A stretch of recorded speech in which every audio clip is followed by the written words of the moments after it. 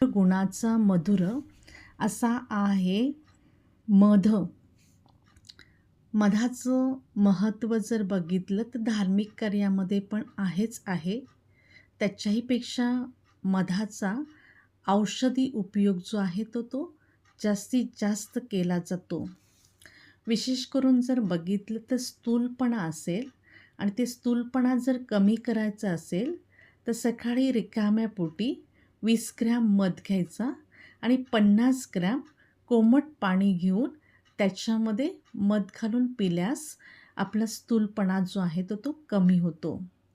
त्याचबरोबर कफ पडण्यासाठी पण 5 ते 6 ग्रॅम मध दिवसातून 4 ते 5 वेळा घेतल्यास कफ पण पडून जातो.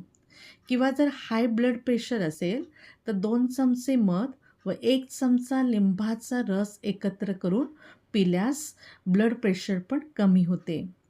किंवा सतत तहान लागत असल्यास 1 लिटर पाण्यामध्ये थोडंसा मध घालून पिण्यास द्यावं, म्हणजे तहान पण कमी होते.